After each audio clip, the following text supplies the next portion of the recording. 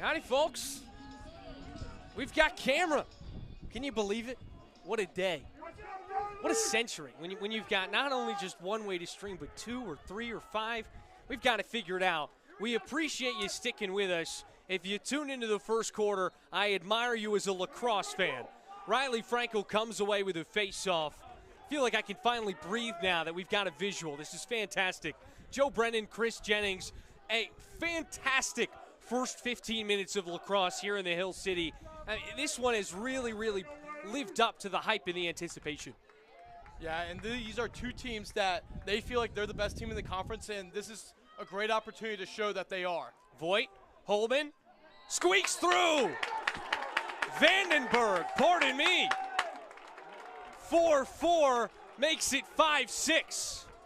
Vandenberg showing a little range in his shooting, does a great job coming off that pick, seal it, and fires it home. Roanoke unable to make the save there as it trickles right by. It was a 6-2 ball game after Roanoke had 4 unanswered goals in the latter stages of that first quarter. Lynchburg then got 2 back with 1.5 minutes to go, and then another one here 30 seconds into the second. A fun 15.5 thus far as Rocco Egan fights for the face-off against Ryan Becker. The Maroons will take possession. You know, and interesting about Ryan Becker, went to the same high school as Carter Bez, both from King of Prussia, Pennsylvania. Granted, they were 4 years apart, so they played together for 1 season, weren't necessarily the closest of pals, being senior and freshman. Nevertheless, his younger brother is actually a good buddy of Ryan Becker's. I digress. Near side of the field, Maroons now can slow down the tempo as they give us some time to breathe. One thing we haven't talked about yet, Chris, is just the overall experience that these two teams bring us in terms of coaching. Yeah. You have Coach Kudelka in his 29th season. His shot rolls wide from Wyatt Whitlow. And then on the other side, you got Pilot, who's been there for 37 seasons, has the 4th most wins in men's lacrosse across all divisions. And when 37 seasons, I mean, it makes a little bit of sense. He's been coaching longer than we've been alive, Chris. Across the top of the box, Miller with another big-time save. The Hornets want to go. Out in transition. Zacharias with it.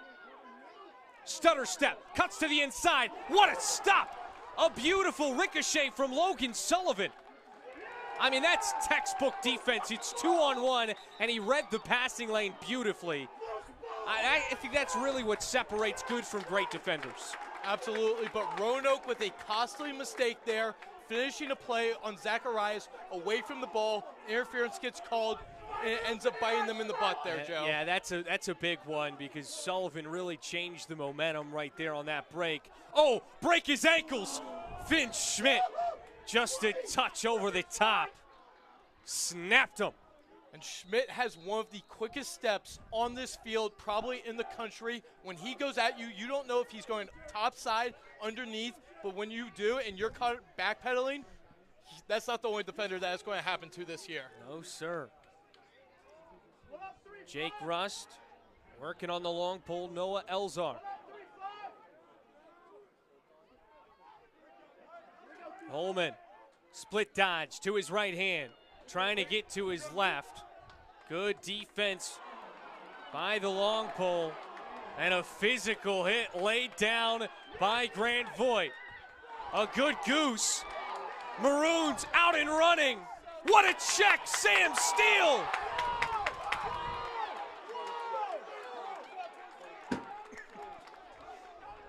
I think Coach Kudelka is going to be a little confused by that one, as it was called a loose ball push, and Roanoke maintains possession. Sam Steele with another big-time deflection. Way to use your head. Now we're talking about experience. This Lynchburg defense doesn't have a whole lot of experience that's starting, but they're seniors. They know what they want to do. They want to be in these big-time games. And beautiful execution. Drawn up beautifully. Julian Cameraman I mean, that was just a good play design. You got to tip your cap to the Maroons right there. Yes, and coming into the season, all eyes were really on the older brother of Julian Kammerman, and they were on Luke Kammerman. However, Julian is just as talented of a player, 2 years younger than Luke, came to Roanoke because he wanted to follow his brother's footsteps, and they wanted to follow their father's footsteps, who also played at Roanoke. These are guys who wanted to be in this game, this rivalry. Julian Kammerman, a two-time first-team All-ODAC selection. Keep in mind, he's a junior. Also a two-time All-American honorable mention. Once again, he's only played 2 years. He scored in 5 consecutive games, now make it 6.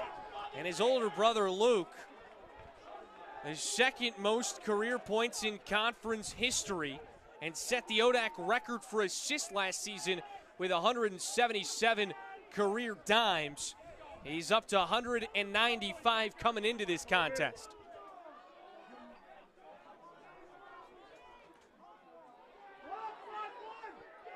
Brody Mason on the far side of the field, trying to get to his right. Physical contact. That's great defense by Roanoke, shutting off his right hand, not letting him really get top side to fire one home. Hastings with a spin cycle, back up top. Brody Mason ricocheted away. Another stop from Foyer. Great pass by Hastings, gained that skip pass over the top.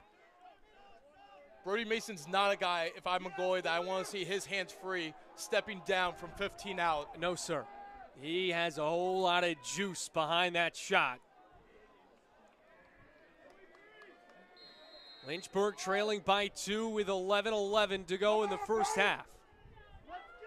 And once again, with a dead ball, you see Roanoke drop into this zone defense to try to confuse the Lynchburg offense. Lynchburg has yet to find success with it thus far. Granted, we've only seen it one other time. Goal line extended underneath to X for Hastings. Finn Schmidt, what a move, what a move! Oh, the save by Foyer. Hastings back up top, Mason got his hands free with a machete. And that is what we were talking about just a few moments ago. Brody Mason doesn't bury his first shot with his hands free from 15 yards out. Shame on Roanoke for allowing another opportunity. He makes them pay right there. You called it, man. I'm going to give you your credit. They tried to warn him. Nevertheless, it's back to a one-goal ball game. 6-7, Roanoke in front.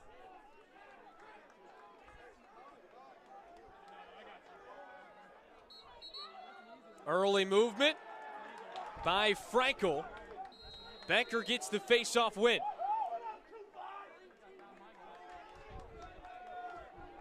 Just as we thought we had a chance to catch our breath, Joe. No, sir. Goals are happening all over again. Muniz back up for Noah Bell.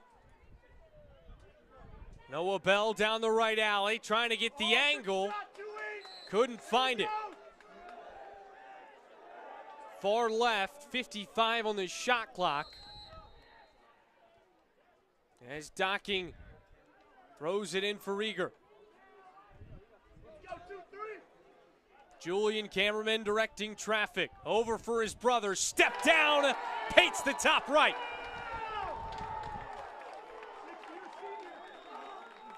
How many times do you think they've done that in the backyard, Joe? More than a dozen.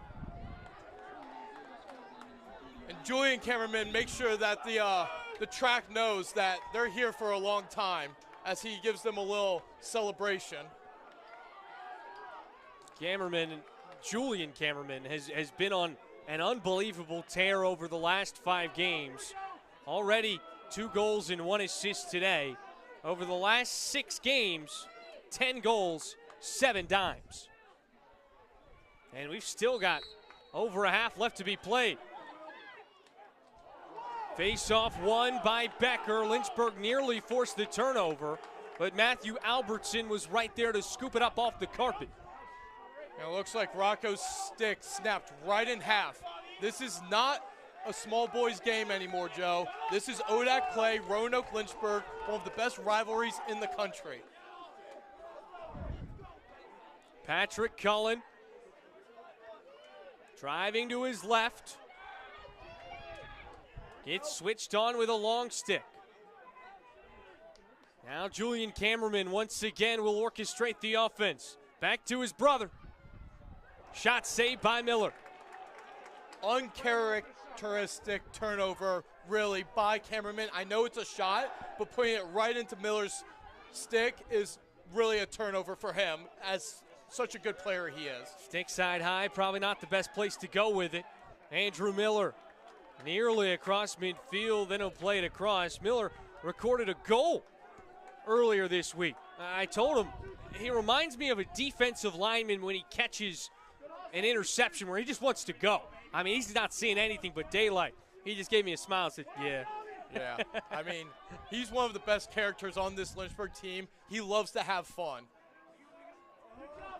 Talking about fun and Andrew Miller, he's one of the big-time ping pong players in this team. Rust walking it down, sending it over the top.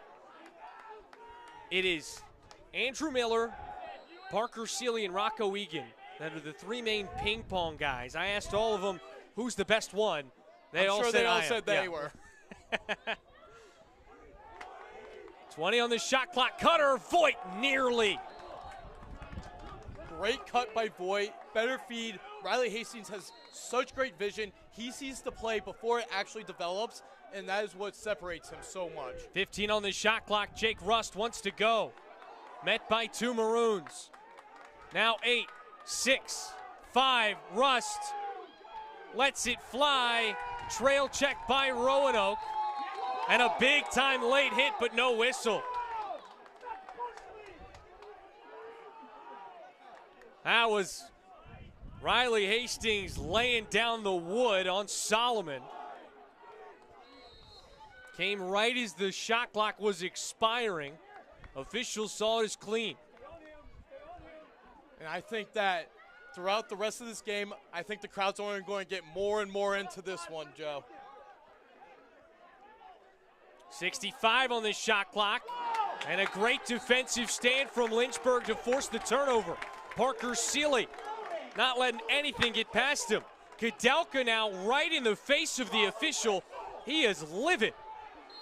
Now Kudelka loves to get up and play fast. Parker Seeley makes a great play there. He wants to get up and go. The ref pulls him back there to make sure that it's settled. Will Hicks gives it up. And right back to the preseason second-team All-American.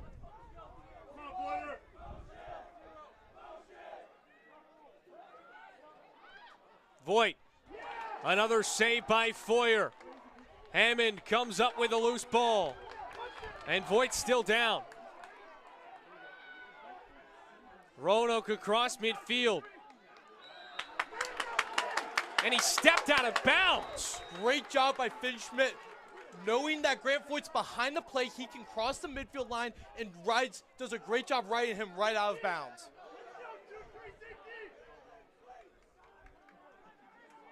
Jake Rust. Matched up with a shorty. Lets it go. Off a defender, went right back to him in the lap. And a timeout taken by Lynchburg. 6-8. Roanoke out in front. Stick with us on LHSN.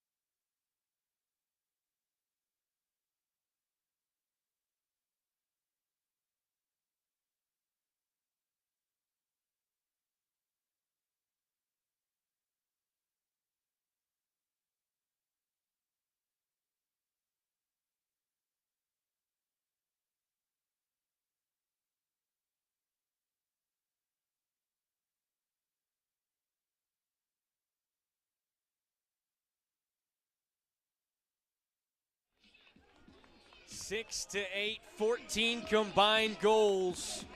We're not even through one half yet. Joe Brennan, Chris Jennings here alongside you in the Hill City. And ODAC Showdown, this is one of those games that not only is so important because it has big-time implications on seeding. Everybody wants a top 2 seed. But also, this is something that can really bolster your resume in terms of an at-large bid, because this is a year where you don't know how many ODAC teams are going to be making it to the tournament. Absolutely, and it's a year where the ODAC has struggled a little bit with their out-of-conference play against quality opponents. And if you can get quality wins inside the conference, those are going to go a long way on Selection Sunday. Roanoke really still looking for their first signature win of the season. This would be their biggest game thus far if they can walk away with a win. Whereas Lynchburg, they've just had an extremely difficult schedule as there's an uncharacteristic turnover by the Hornets. This is a Lynchburg team where they've only lost to teams that are currently within the top 15, top 13, I think. Yeah, Stevenson is the lowest ranked team, and they I said believe 12. Yeah. I mean, you lose to Stevenson, Salisbury, CNU, Gettysburg, who are all 4 teams that could very well go to the Elite 8 Final 4. Yeah, I mean, 4 of those teams are top 7 teams. When Stevenson's your worst loss of the year, and they're sitting at number 12 in the country, that's pretty impressive. Roanoke has had a handful of hiccups thus far this season. They come into this contest 9-3 on the year. Still unblemished in ODAC play, but you haven't played Lynchburg or W&L yet, which are really the 2 biggest tests.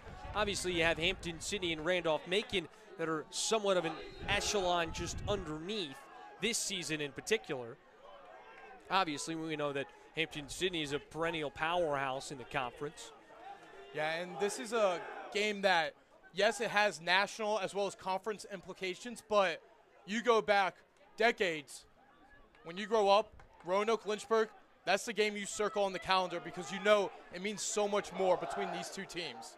Both these squads obviously want to beat W&L as well. They currently sit as the highest-ranked national team in the conference, as Miller tabs another save to his night's total. Rejected his shot from Patrick Cullen. Now the Hornets will head the other way. Mahoney, uncontested, over the top to Seeley.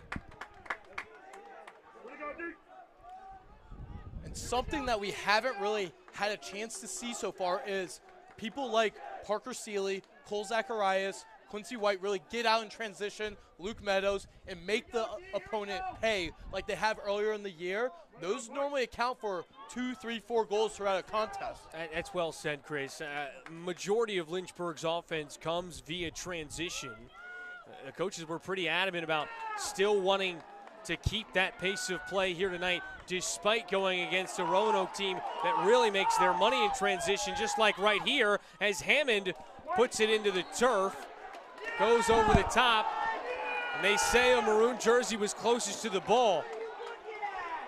The Lynchburg stands, sideline, players on the field, everybody adamant, disagreeing with the official. Nevertheless, that appeal will not be overturned. I mean, I agree with them, but at the end of the day, whatever the ref says, that's what you got to play with. Docking takes it underneath to X. Cameraman feeds him right back. And this is a matchup that Roanoke likes, getting 9 on a short stick. Wyatt Whitlow starts the movement. Now a dodge down the right alley. Good recovery from Harlacher. Skip pass. Cameraman lets it fly. Letting it rip. And that's a great shot by Luke Cameraman. He's able to get it to the off stick. However, with Andrew Miller being a lefty, that in a normal game is probably a stick side save. However, here he knows, he's read the scouting report that Andrew Miller is a left-handed goalie. He goes off stick there. The Cameraman brothers off to an explosive start here in the first half. We've been saying it all day long. This is going to be an offensive showdown. Franco comes away with a face-off. We've seen Lynchburg be a little bit more protective with their face-off wins rather than pushing and looking to score with numbers, playing it back to their keeper in Miller. And I think they realize how important these possessions are going to be. Miller bouncing off maroon jerseys, finds Rust. I mean, that takes some cojones to do a move like that.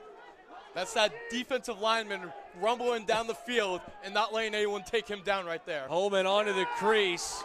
Big time check. A flag comes down after Voigt got bodied. This one looks like it's going to go against the fifth-year out of Villanova, Pennsylvania, Logan Sullivan. And you can hear the Roanoke crowd and bench not being too happy with that. However, Lynchburg got called with one with a push in the back. This time it goes the other way. Almost identical to what we saw earlier on the other side of the field. We've seen 2 man-ups today for the Maroons. This the first one of the night for Lynchburg. And you'll see number 50, Charlie Evans, come in, sort of that lefty man-up specialist. And you know he likes to shoot. He's got a great stick. The best part about this is that they have the outside shooters to really stretch out this Roanoke defense here on the man-up opportunity.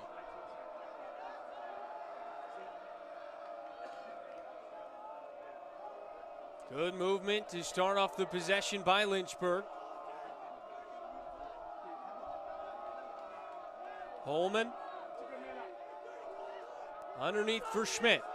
And this was a very stagnant man-up opportunity there for Lynchburg. It felt like they were waiting for something to open up. It was quick passing, but nobody made a move. Now back to full strength. Holman, split dodge.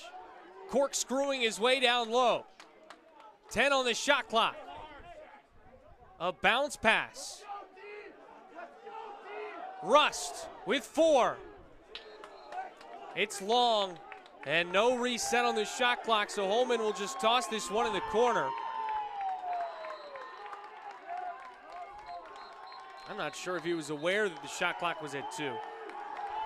No, and that's a bad mistake by Lynchburg. If you're Holman, especially being that midi, you got to dump it into corner so that way you can set up your ride.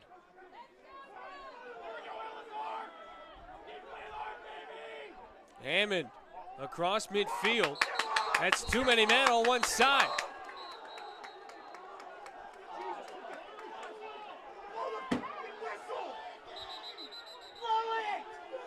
And once again, this referee group is not allowing for any of that transition opportunity that Lynchburg likes to go with.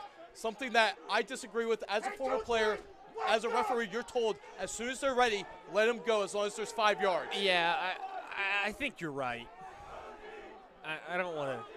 I'm not trying to be biased, but I think no, both but teams, it goes both ways. I mean, both teams are trying to move quickly. Officials are being consistent, which is good. Yes.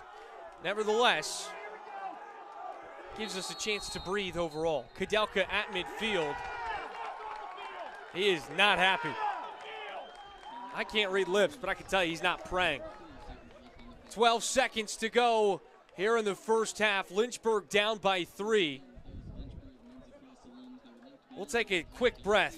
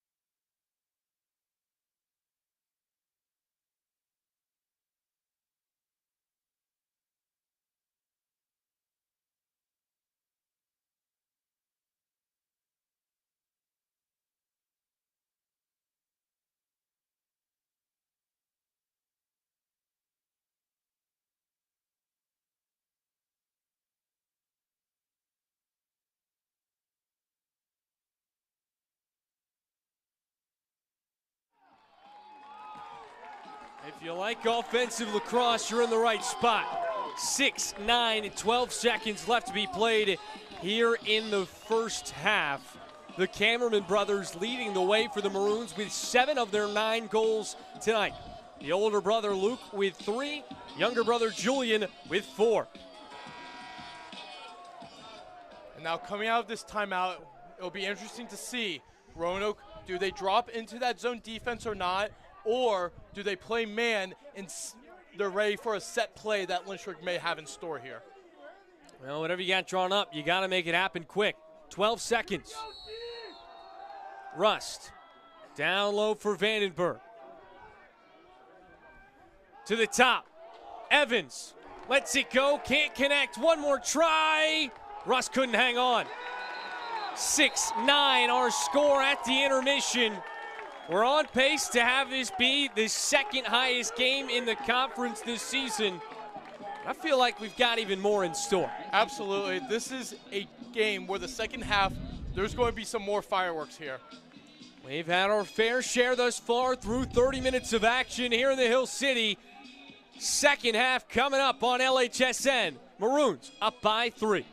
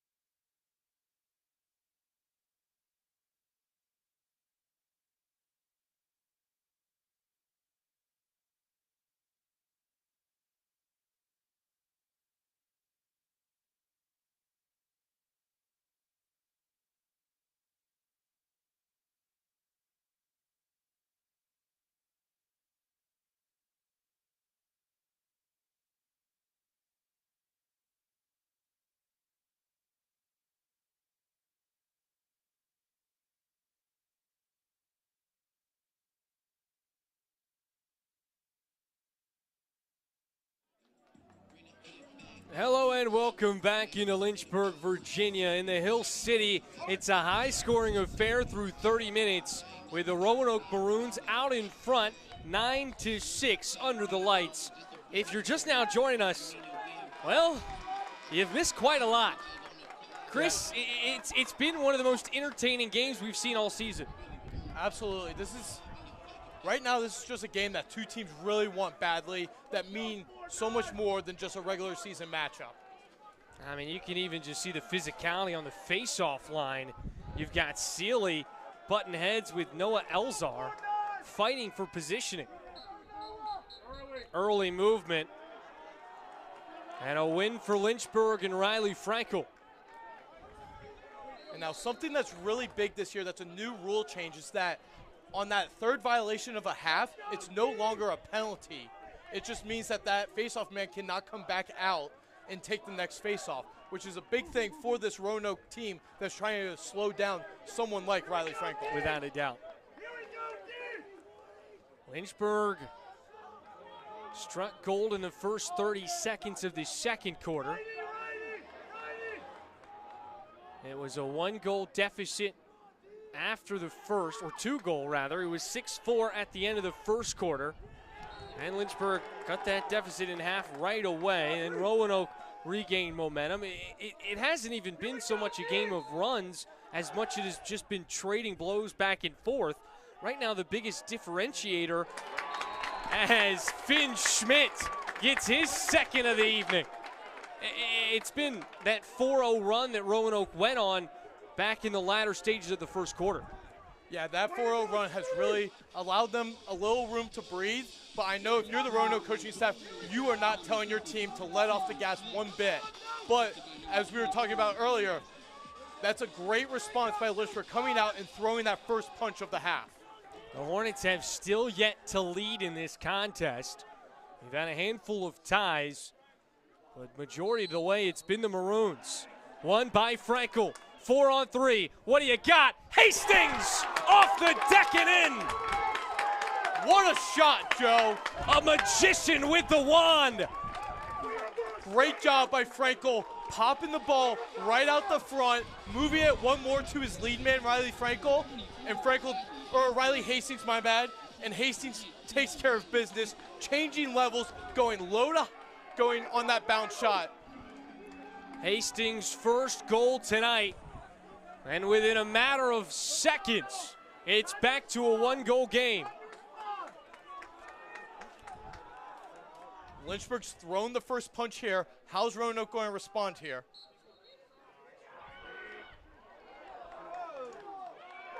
Maroons come away with a face-off. Loose ball corralled by Julian Cameraman, who's had a really active afternoon. Julian Cameraman, 4 goals on 5 shots and 4 ground balls as well. Now, something that's really interesting is Julian Cameraman's someone that can run out of the box, but also play down low. I just think that the Roanoke staff has looked at how great of a game he has and say he cannot come off the field.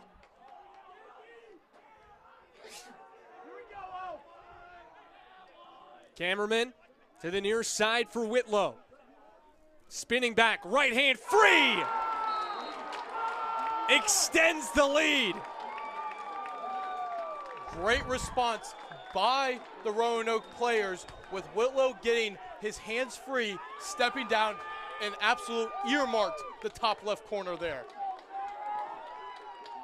18 combined goals.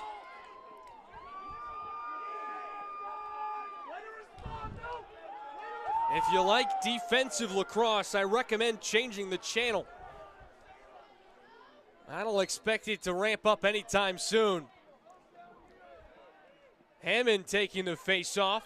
Someone looking for an answer against Frankel. And it works out well. Pulled away by Albertson. The senior out of Schneckville, Pennsylvania. Very interesting call, throwing the pull to try to slow down Frankel. He'd won the past 3 of this quarter. Try to slow him down, see if you can get the ball back after a great offensive counterpunch. Patrick Cullen. Looked like he had missed Miller. For a moment, seemed like he got a piece of it, but the shot clock does not reset. Stays at 55. Kamerman off the pipe. Looked like that one caught Miller by surprise. Didn't realize Kamerman was such a sneaky release there. Steele lost it. Roanoke trying to capitalize, but Mahoney slows him down. Nevertheless, a caused turnover, and they take possession right back with a full shot clock on their side of the field.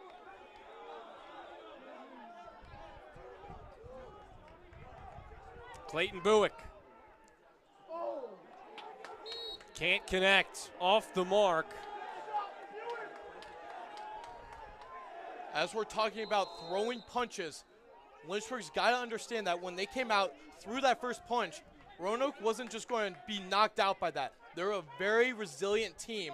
They've been in some tough situations so far this year, and they have a lot of leadership that they can lean on over their past 4 or 5 years of playing.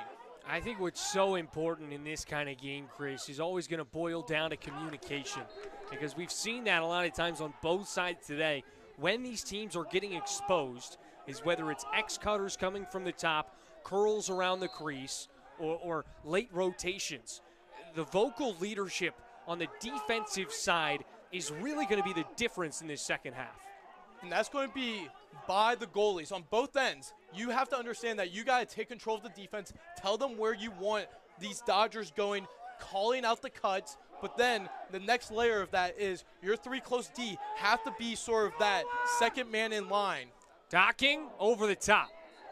And you've got 2 goalies that came into this season where the job was theirs for the first time in their career. We knew Miller had a little bit of a rotation in the mix, and it was similar for Foyer as well. Had been a consistent guy in the crease, but not necessarily the main guy. Didn't get the start in either of the times Lynchburg played Roanoke last season. And he comes in this year, he's 3rd in the conference for save percentage, just a tick under 55%. Shot clock violation. Not much of a ride from the Maroons.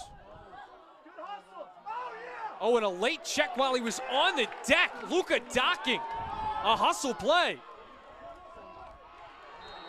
And returning the favor is Finn Schmidt, his 2nd caused turnover of the day. And that is someone that, as a defender, you hate playing against him.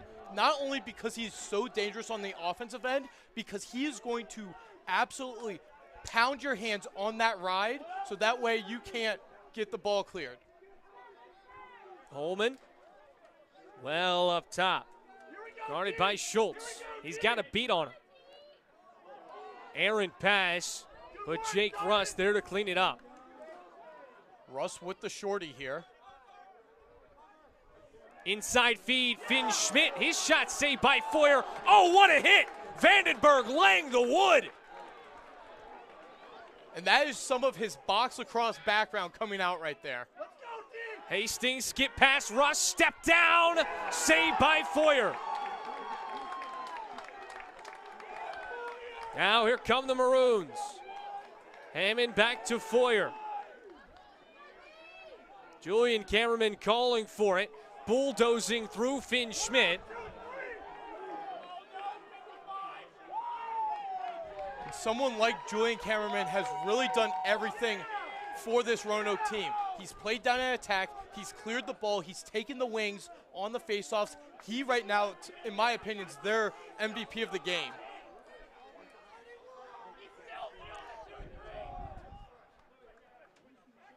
Cutting Whitlow, 5-hole through the legs of Miller.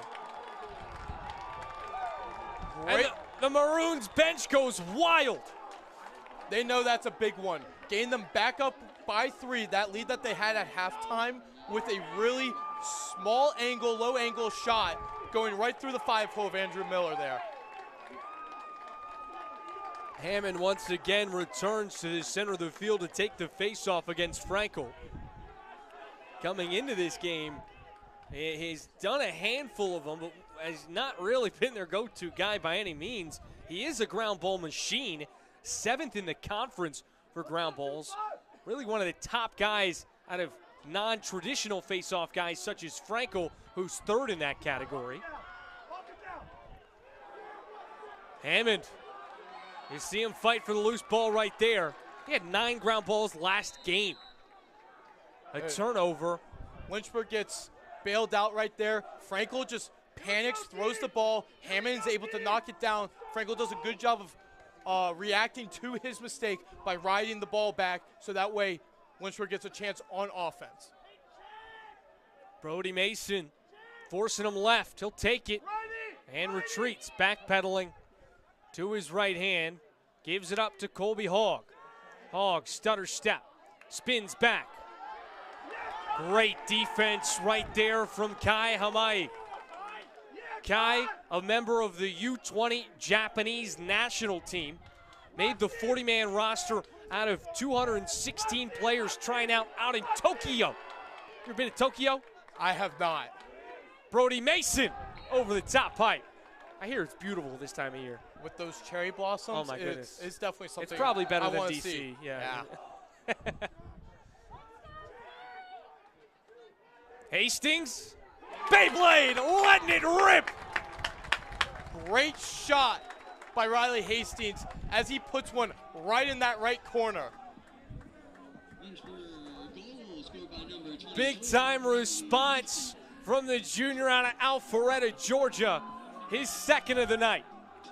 And that's a big goal for this Lynchburg offense. You had that second line midfield out there looking for a response, laying the first line, take a little breather. What we've talked about in previous games is how's Lynchburg's depth going to show up later on in the year. It's great when you're up 19-3 on a Hampton-Sydney team. How are you going to do it in a big-time game where it's close? Rocco Egan, the freshman out of Massachusetts, with a big-time play, but an errant turnover.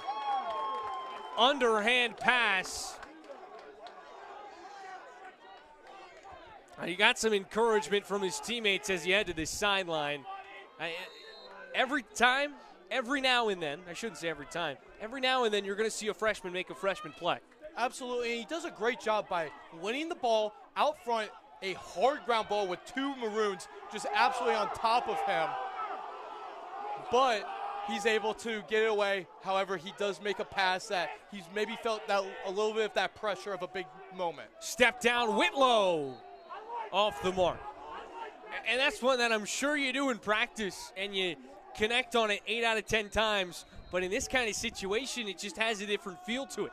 Nevertheless, 9, 11, 20 combined goals, 7.5 to go in the third quarter. Max Parker. Now Whitlow. Guarded by the LSM in Meadows. Lynchburg in need of a defensive stop, as that shot can't find between the pipes.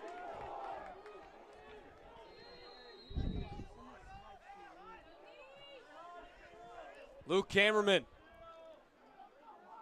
A cutting Maroon over the top. Whitlow split dodge, sidearm shot saved by Miller. And the shot clock resets to 60. Lynchburg's defense is going to really have to hunker down here, make sure that their communication's on point, even though they're going to be tired this late into a second shot clock.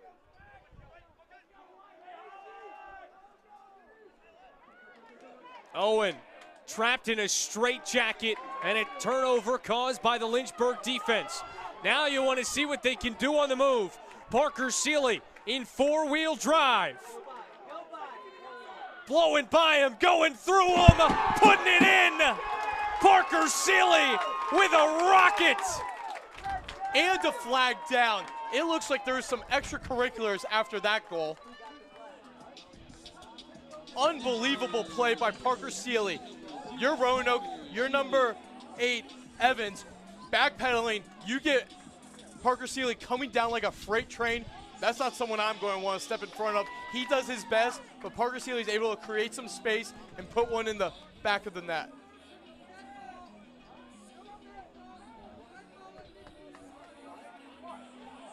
So a dead ball foul. Possession will happen at midfield, no face-off. against Lynchburg.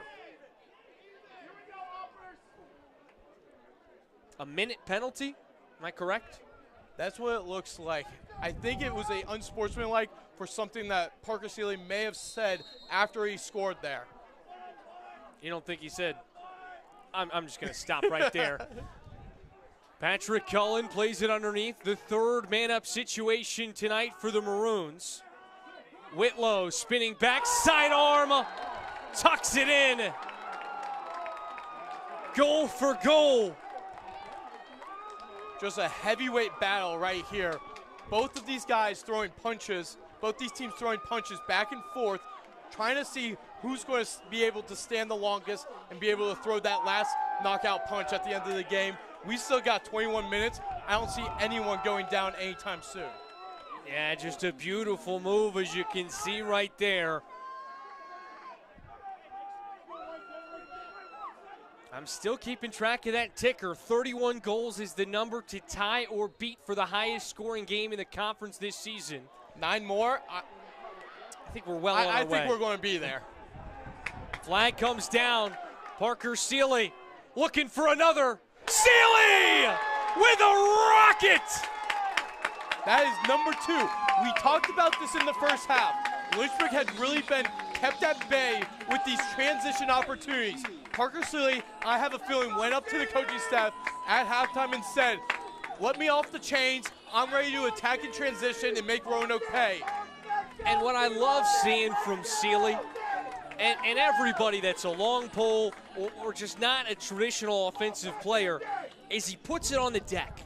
And that can really be the difference maker, because you get a guy that isn't accustomed to letting him fly, and don't make that seem like Seeley isn't one of those guys, but he's not trying to paint the corners. He's trying to make life difficult for that keeper, and on a night when Foyer's had a really spectacular showcase, Seeley's gotten the best of him twice. Yeah, and Parker Seeley's a guy who came out of high school, highly coveted offensive player. Some injuries happened. He really developed in the weight room. Hold on. Another transition look. Now they'll run the slow break as they bring on Holman and Charlie Evans. But like I was saying, Parker Seeley loves to go in offense. He has that offensive background, but he understands what is necessary to just put the ball in the back of the net. It doesn't have to be the prettiest, so that's why he's putting it on the ground and making the goalie pay. Here we go, Downers! Hastings for Holman. Let's go, no! Now they put it in reverse. Inside, Rust, the equalizer. We're tied for the first time since 2-2. Unbelievable man-up goal there by the Lynchburg offense. Great job, Jake Rust sort of filling into that slot area so that way he can catch it. And something that he does so well is catch, shoot. Quickest release I've seen. Low to high till I die. I think that's what the kids are saying.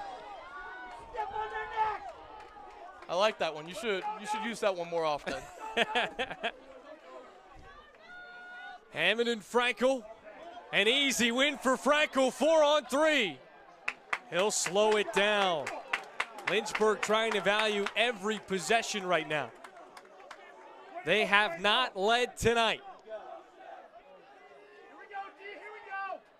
This is their best chance to take it.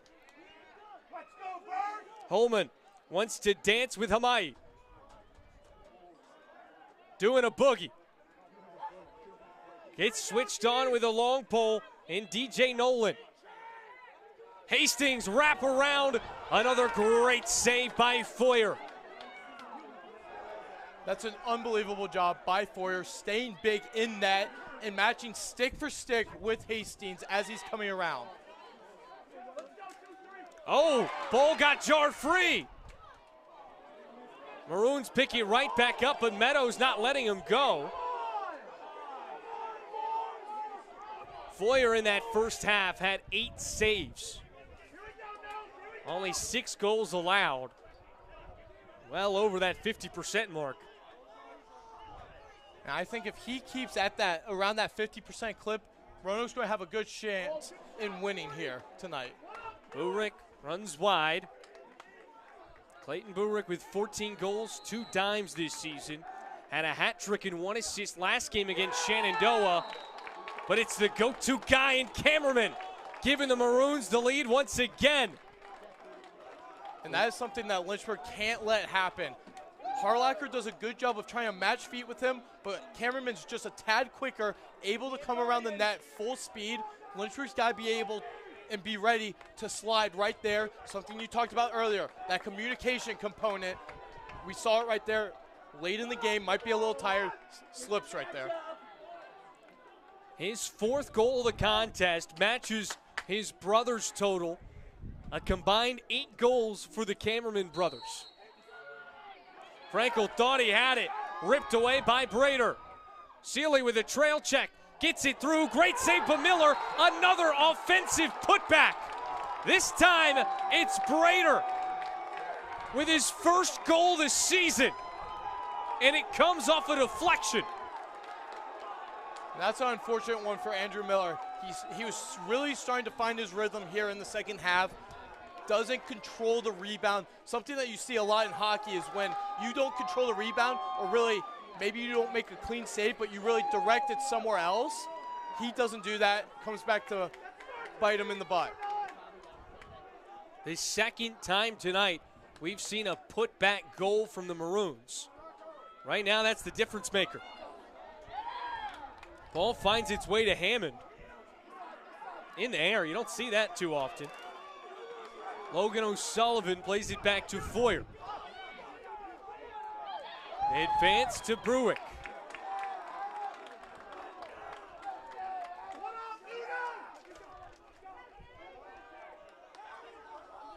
That 31 goals just keeps on getting closer and closer here, Joe.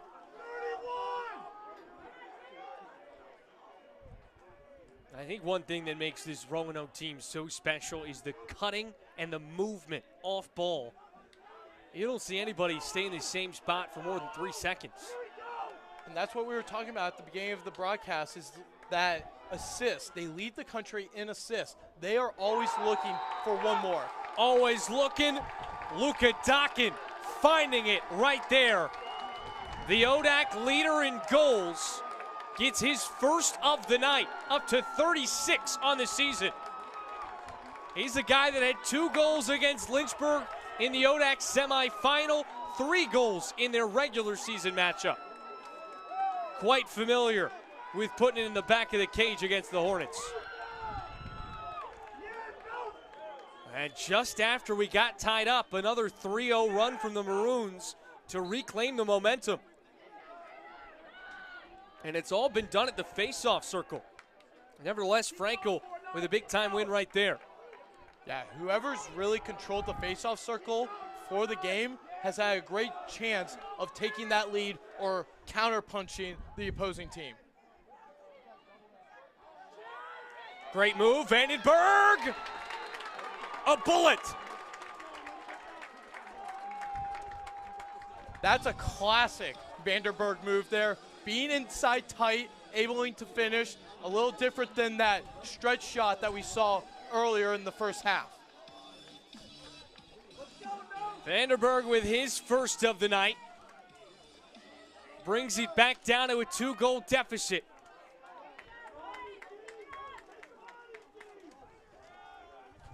And you mentioned this Roanoke offense that we have touched on.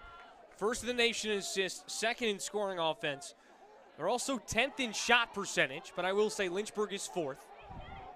5 players are in the ODAC top 20 for assists. And they're also 4th in the nation for ground balls, top 25 in turnovers and caused turnovers. This is a very quality team where a week ago they sat at 51 in RPI. Yeah, I really, numbers, I know they say they don't lie, but something has to be said for the eye test. You look at this Roanoke team, you can't tell me they're not a top 20, 25 team in the country. Well, there's a turnover right on cue, Chris. I think the big thing is they haven't necessarily had the strongest schedule. When you look at teams that are in the top 25, they're playing other teams, especially out of conference to start the year with those formidable opponents. We really haven't seen that from Roanoke this season, where Lynchburg's had 5-6 games against top 25 teams. Andrew Miller wants to go. Ladies and gentlemen, hold your breath. He'll dump this one off and trot back. I thought we were about to see another goal. 2 straight games for Andrew Miller. I think he might have wanted that, but knowing the situation, about 90 seconds left in the quarter, understanding that the ball is super valuable here, Lynchburg's got to get one, pull within one, so that way they can say that they've won the quarter coming out of halftime. Here we go, no! Here we go! Here's Holman. The lefty splits to his right. Turns back, finds a curling Rust. It's ricocheted away. Hit a Maroon defender, so the shot clock does not reset. We stay at 27 seconds. 1:04 to go in the game clock. Hornets trailing by 2 here in the third quarter. Rust rolls to his right.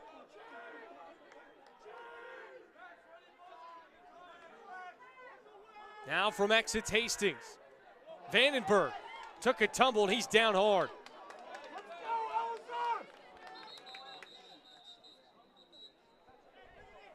It looked like that was non-contact.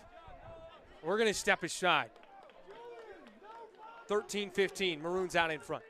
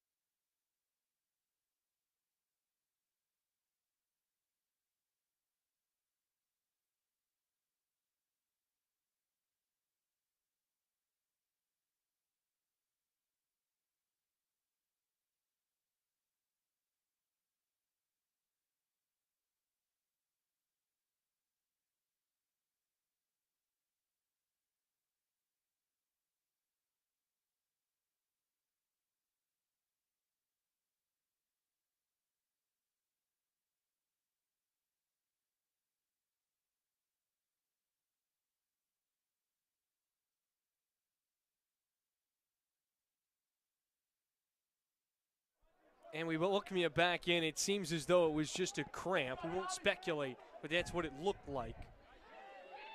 Often good and better than the alternative with a non-contact injury. Nevertheless, across the timeline, in transition, step down, save! Andrew Miller with a big-time scoop. Now Finn Schmidt as the Hornets are running. Bouncing off defenders. Meadows, the long pole.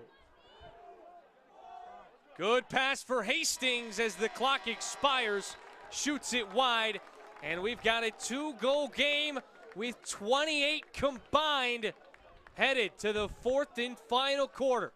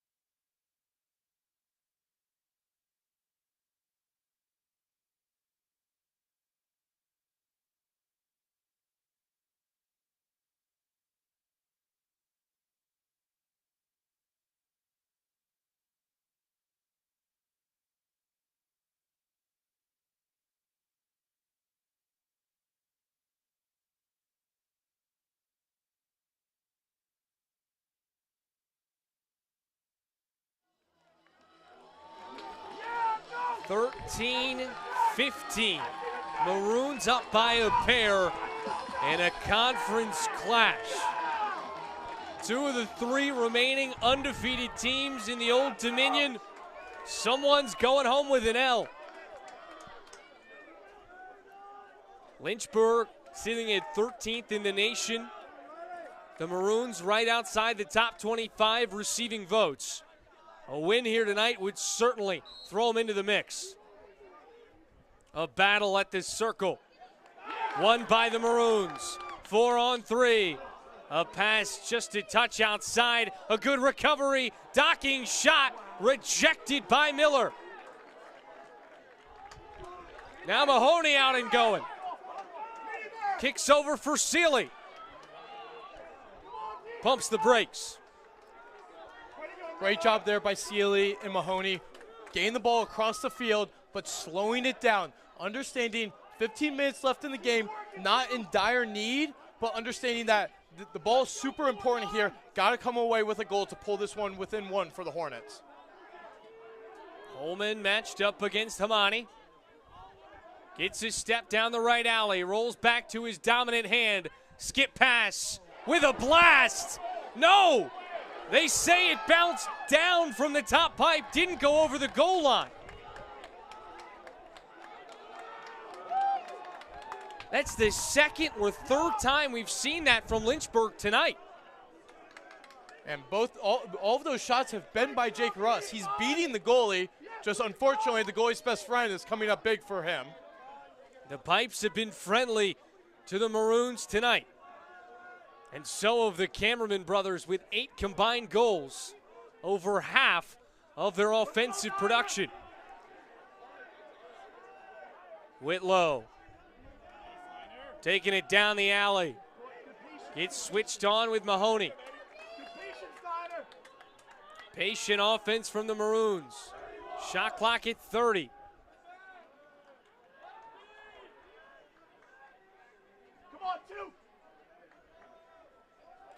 Now give it back to Docking.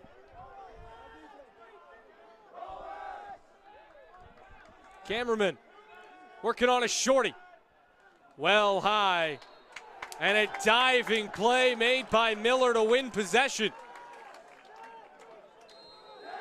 That's something you love to see from your keeper. I mean, it really does show how much this game means to everybody on this field when guys are sacrificing their bodies.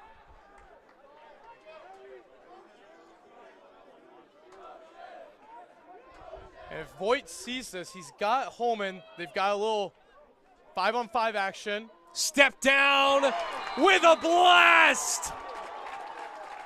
Another goal by that short stick D mid group right there. Seeley gets on the action, and this time it's Zacharias. Once again, going back to your point, Joe, putting the ball on the carpet so that way it's making the goalie go low and the ball's going right over his head. The senior defensive midfielder out of Woodstock, Georgia, makes it a 1-goal game.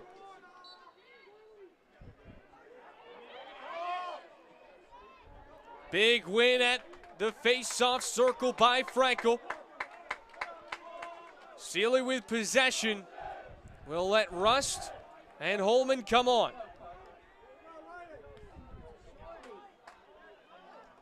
Now Rust gives it up to Holman and allows Voigt to get into the picture. And while Voigt necessarily isn't the biggest guy in terms of assist numbers, he's without a doubt the quarterback of this team's offense. Yeah, and he sees the field so well. Oh, what a save from Foyer. And that's what you're going to get out of your fifth-year guys. Just that experience that they bring to the table, especially when you've got two of them in your first line of midfielders. Yeah, and someone like Voigt who played at Boys Lion in the MIAA, he's seen a lot of high-level lacrosse. He understands the game so well. And the addition, obviously, you lose a really strong left-hander in Dylan Wolf, but you replace that with a guy like Liam Holman, who has his shot deflected, and someone that's taken a really big leap from his freshman to his sophomore season. Got great playing time last year, without a doubt, but this year, I mean, he has really taken it to another level, And he told me the biggest thing is just confidence. Not only just confidence in myself, but just that overall comfortability with my teammates on that first line and knowing I have the green light to go when I feel good. And he's felt it tonight, as he has all season long. Hammond takes it out of the air, the interception from the junior defenseman. And once again, you said Hammond had 9 ground balls last game for Roanoke. He has absolutely been a vacuum off the carpet and through the air for the Maroons. Also just so great at causing turnovers. He's second on the team in caused turnovers behind Logan O'Sullivan. He's got 17 coming into this game. That's good for 15th in the conference. Eunice plays it back for Noah Bell. Extra pass to GLE, wide open man. Runs high. Luke Hammerman couldn't put it through. 44 on the shot clock.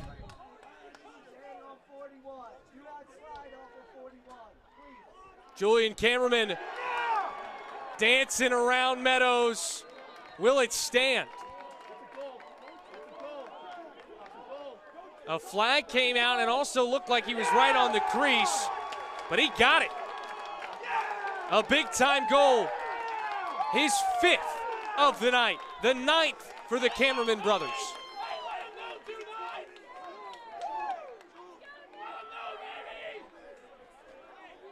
Now, something that's real interesting to see here is that the Cameraman brothers, 9 goals, but you add another 4 with Whitlow for 13 of their 16 goals. But right after that play, you see Cameraman stretching his calf. You see a lot of these Roanoke guys coming over and really gasping for air with still 10 minutes left in this game.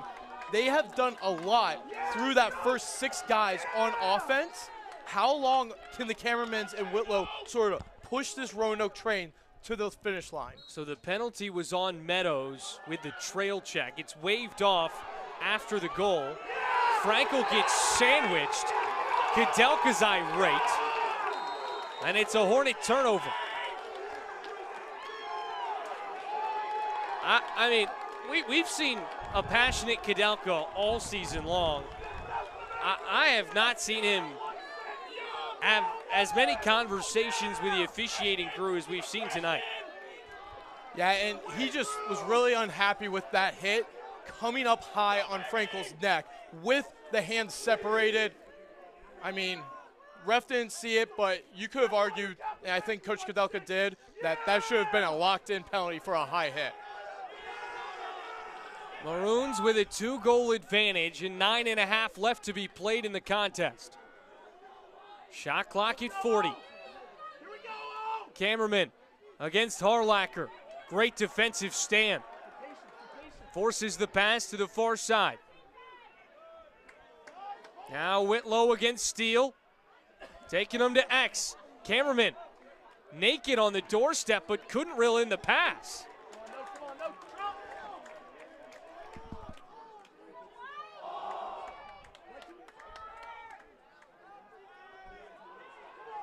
Lynchburg's got to go. 9 on the shot. 9 until they hit 30. 60. I'm all over the place. That's okay. I knew what you were talking about. Holman brings it across. They've got numbers here. Step down on the mark. Grant Voigt. Great play by the quarterback of the offense. Grant Voigt understanding 6-on-5, telling Holman, let's go, let's go, let's go. Able to step down with his hands free from about 14 out. An easy dish, but a nice one. Like a grilled cheese. That's one of my favorite meals. It's a good dish.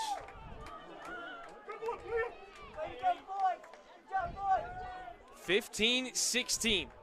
We now tie for the highest scoring game in the ODAC this season.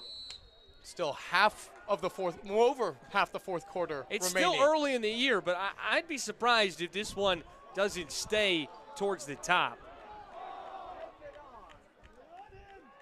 And I think that's something that you get with such high-powered offenses. Both these defenses and goalies knew they had a tall task at hand tonight. However, they're able to really take advantage, and they've made the biggest thing for these teams is who's going to make the important save, the important stop that separates it. May not matter how many stops you get if you get the right one. Forcing Finn Schmidt down the alley. They play it to X. Hastings against Hammond. Voigt had it checked out of his stick, but a shot that keeps Lynchburg with possession and 31 on the shot clock. Good check by Julian Kammerman.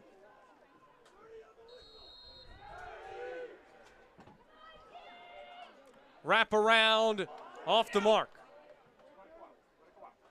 Rolls out of play, 23 on the shot clock. How's this Lynchburg's second midfield unit going to respond here? Lynchburg really needs their depth to show off here and take advantage and tie the game right now. Brody Mason off the mark. 6 seconds.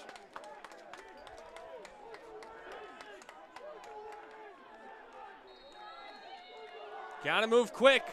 Finn Schmidt up top. Step down. It's through on the money. A beautiful pass with 1 on the shot clock. That might have been a little chaotic for me and rose my blood pressure, but that's exactly what Lynchburg wants. Use the full 80 seconds and come away with a goal. Now a big face-off here.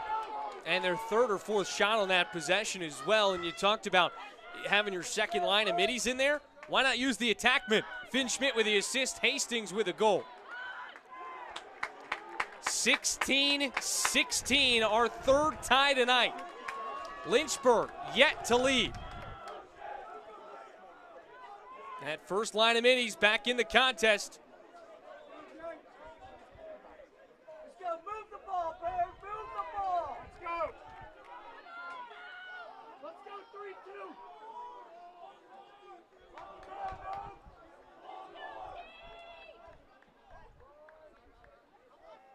It's Holman.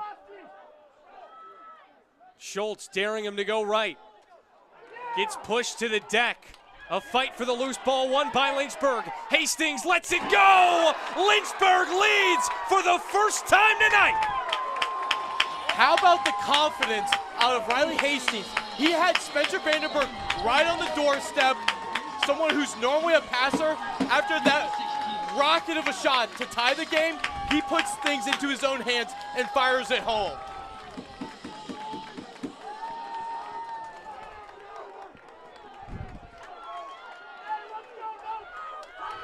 17-16. Hornets in front. Now if you're the Maroons, how do you respond? Meadows with a big-time ground ball. Face-off win from Egan. Meadows reverses the field, a dangerous pass. Hastings runs it wide. Backed up by Meadows. That was aggressive. Yeah, and I think Luke Meadows understands that might not have been the best pass, but he's putting the ball in Riley Hastings' stick, who's hot right now, and he's really been the quarterback all season long from the attack perspective. Holman gets to his dominant hand. Voigt. Too far to the left. 56 on the shot clock, 6:09 on our game clock. Hastings has been the hot hand as of late. Here we go, Weston. Parker, let's go, baby. Voigt against Hamai. Rolls back. Looking for some help. He finds Rust. Rust on the run! Count it!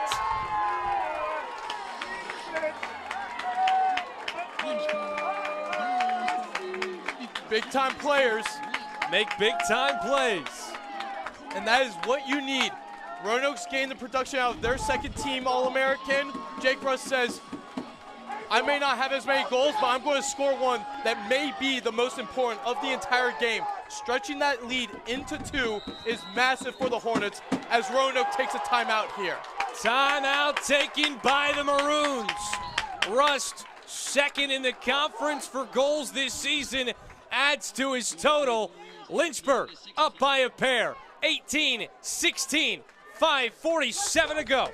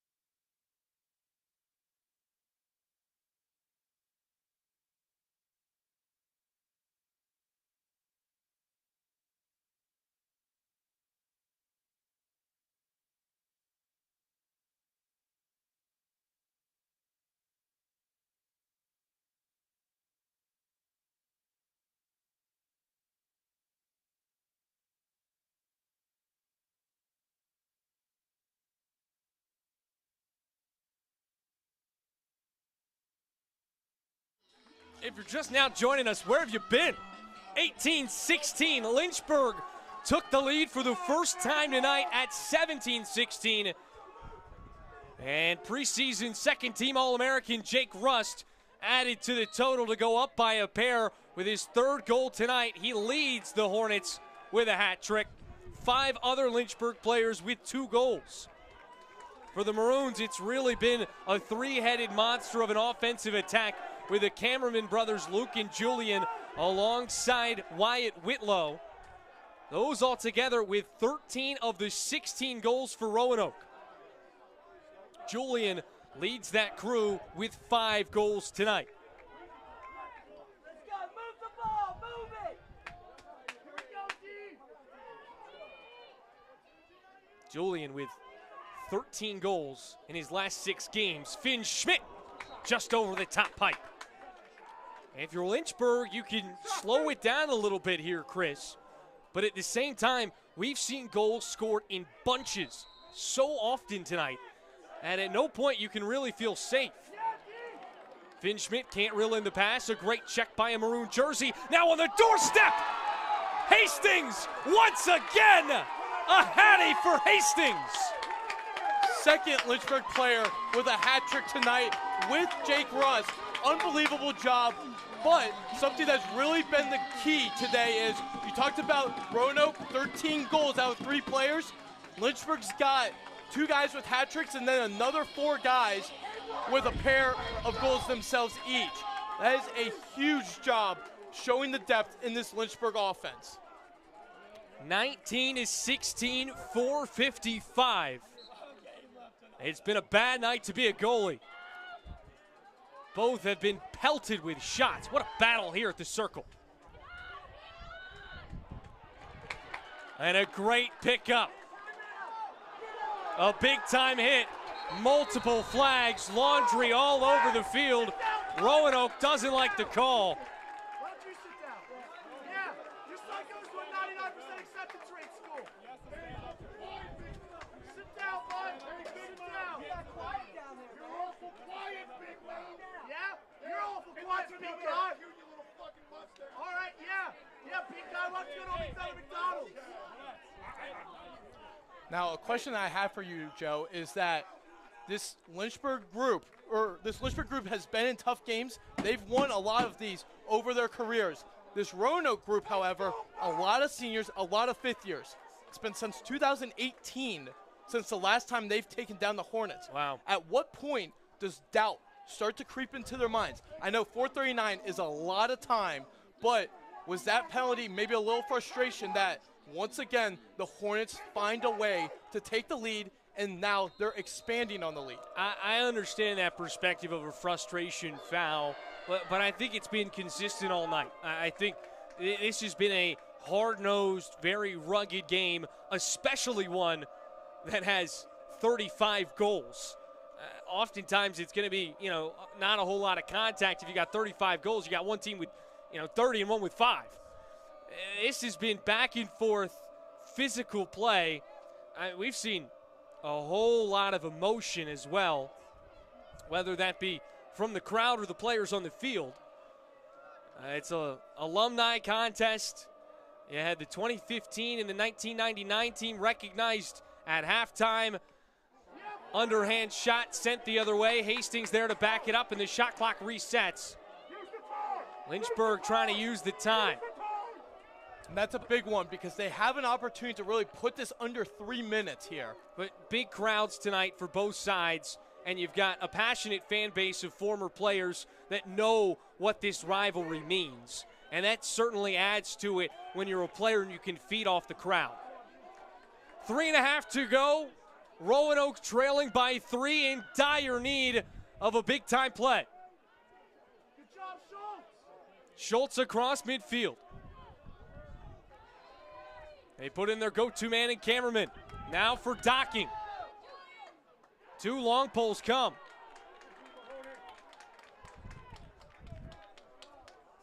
Patrick Cullen. Julian back to Cullen. Just barely too far to the right. And this is a Roanoke team that has really leaned on their stars. They're going to have to really see what they can do to find a way to get one here and then give themselves a little life. Sam Steele with a good close. Shot off the post. It looked like Miller might have gotten a piece of that one.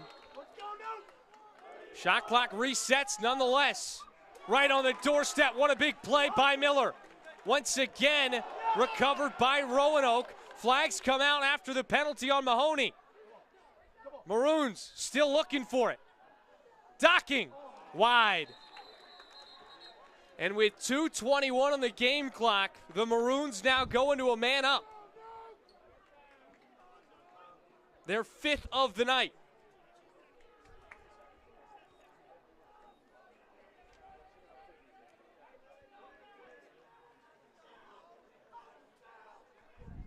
I believe they're 1 for 4 thus far.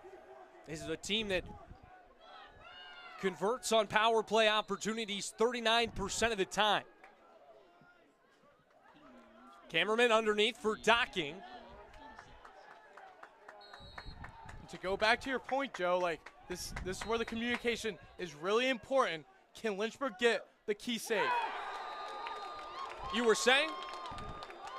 Wyatt Whitlow says, I'll take care of business. Cuts into the deficit. Back down to a 2-goal game. Roanoke is doing a great job of relying on these guys. Whitlow, cameraman, other cameramen. They have really set the tone. Are they going to be able to put the rest of the team on their back and carry them to the finish line? It's going to come up with a big face-off here. That 3-headed monster now has 14 of the 17 Roanoke goals tonight.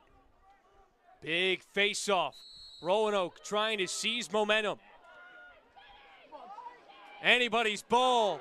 2 Hornets go tumbling, and the Maroons have number.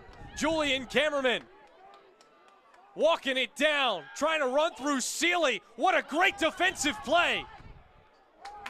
An errant pass from Luca Docking, but Whitlow able to recover it. Whitlow, pass for Cameraman. Too far to the right. 1:41 on the game clock. And a timeout taken by Kudelka. If you're Roanoke, you have to realize 1:40, you have 100 seconds left. That is a lot of time to score. You're one of the top scoring offenses in the country. You have the time. You have the guys that can put the ball in the back of the net. They are going to have to be relied on here, but do not rush anything. Pass up good for great. You have you got 55 seconds here on the shot clock. You got to find a way to get this goal here and give yourself life and put it back out the face-off axe. And what a game this has been. These are 2 really talented squads, 2 extremely well-coached squads. We haven't talked a whole lot about Bill Pilot. We mentioned his 400th career win a season ago that put him in the top 5 for all-time wins in lacrosse on all 3 divisions. But somebody with multiple NCAA tournament appearances, and really the goalie whisperer, a guy that played goalie for the Maroons. Then his son was also the goalie for the Maroons, a two-time All-American. He has the most saves in program history, and he's coached 6 of the 9 other guys in the top 10. Yeah, I mean, he is truly unbelievable. We're honestly lucky to experience such a great coaching matchup here. Without a doubt. Kudelka and Pilot on each side, sporting 2 quality teams, and the most entertaining game we've had on Schellenberger this season. Lynchburg up by 2.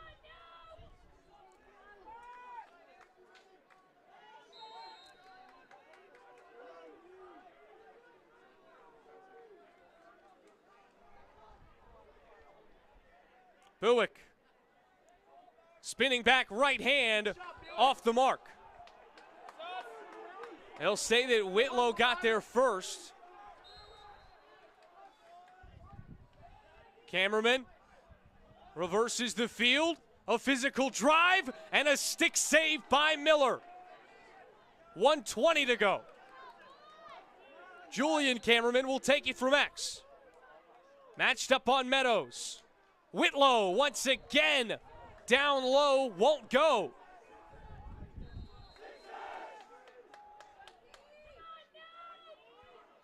Cameraman working to his right. Dish to the middle, behind the back, stopped by Miller. Up in the air, climbs the ladder and brings it in. Now a heave downfield. But a stoppage in play. They're saying it's Roanoke ball. Yeah, they didn't. The refs didn't like the way that Lynchburg defense sort of finished that check when the ball was up in the air. But the Hornets will not go a man down, rather just Maroon ball. And the shot clock resets to 80. Now if you're Roanoke, you need a goal. Cameraman with the answer. Lynchburg saying he was in the crease. They're still trying to appeal. But the goal will stand. 18-19, 51.1.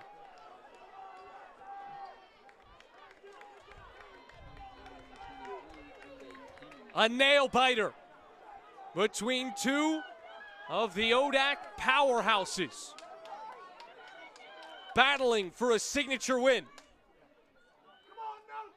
The biggest face-off of the night is won by Frankel.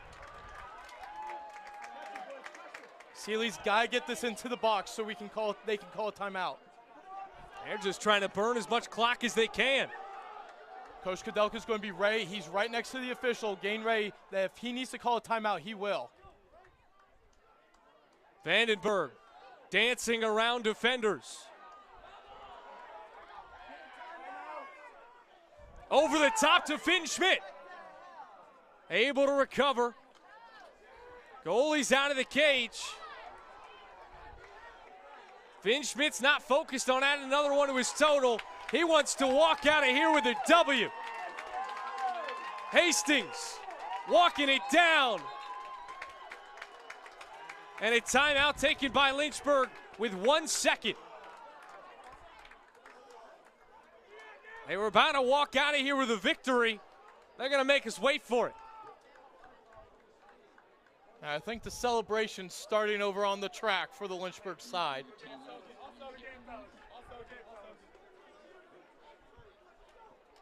What a win this is going to be for Lynchburg in a contest where the Maroons led for 80% of the game.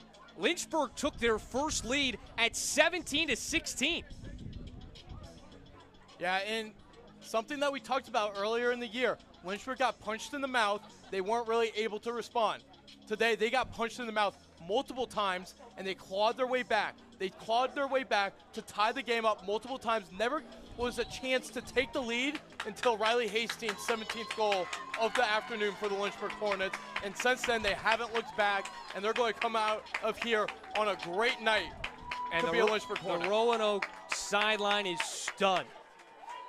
In a game where they had all the momentum throughout. A beautiful finish by the Hornets. Give them a big-time win. It's a great day to be a Hornet.